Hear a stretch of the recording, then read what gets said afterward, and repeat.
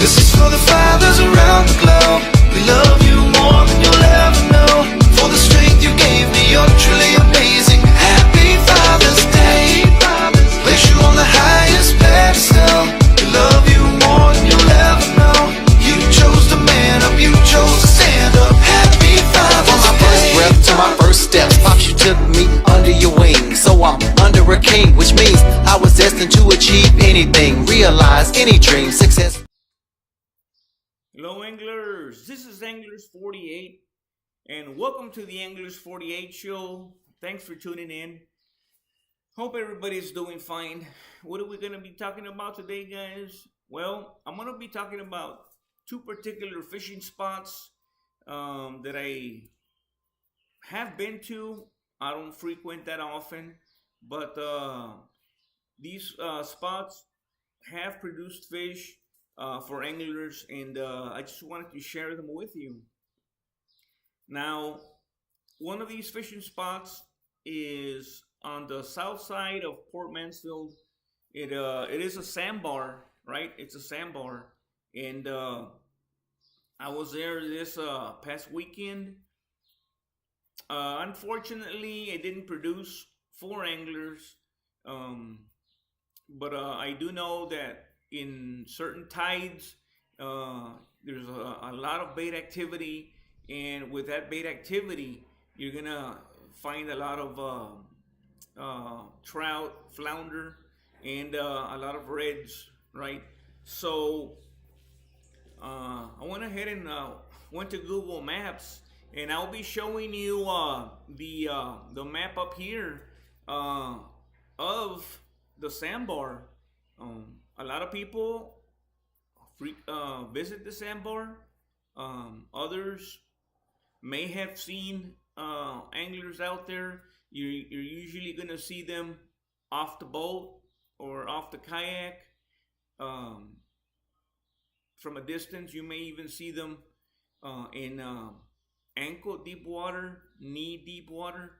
So this is an interesting spot.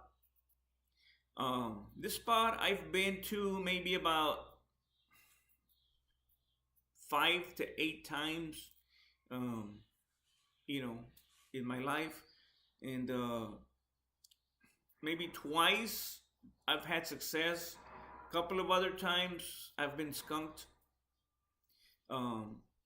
It's very important to study the sandbar, and very important to pin right where you've had success. If you do go, there are spots that may not produce anything.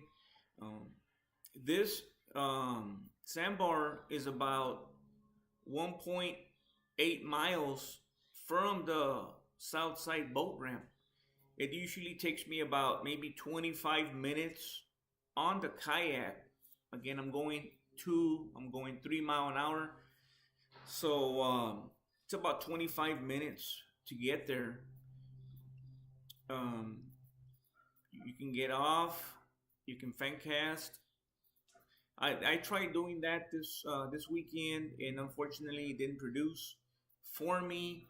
There wasn't a whole lot of activity. I did see quite a bit of blow-ups in a particular area. I did see some tails, some redfish tails, but they just weren't biting. When they do bite, that's when you can take advantage of it. Okay, so the other spot that I'm gonna be telling you about, this is it's a man-made sandbar, and this sandbar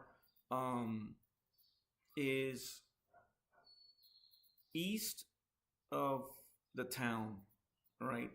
If you're gonna go to the east cut, you're gonna see it on your left hand side. It's gonna be on the north side of the cut as you go into it, right? There's a drop off. In other words, you can't get to it and get off. You're talking about maybe at the least maybe 5 feet or more of depth. So, and there's signs posted that you can't get off and be on it, right? But you can fish around it. And I made a venture to this place on the kayak, and I was able to get 2 trout on the tandem rig, right? 2 trout at the same time. Keepers, pretty good. Kind of red, undersized. And it's a risky situation when you get out over there. And once again, I'm gonna see if I can put it right up here, right? That little man-made sandbar.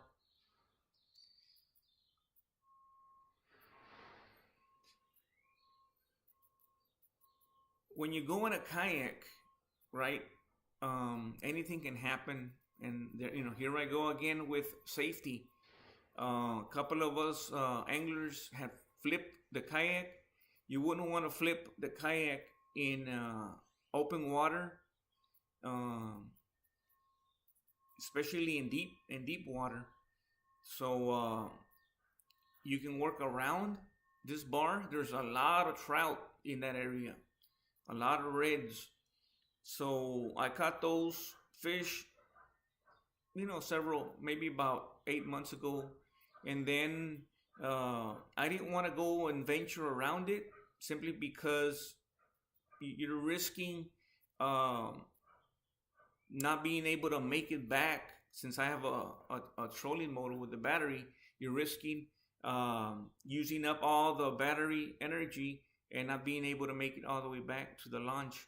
So I was able to go with Tony, and we were able to catch some small trout. No keepers, but that's also a good spot.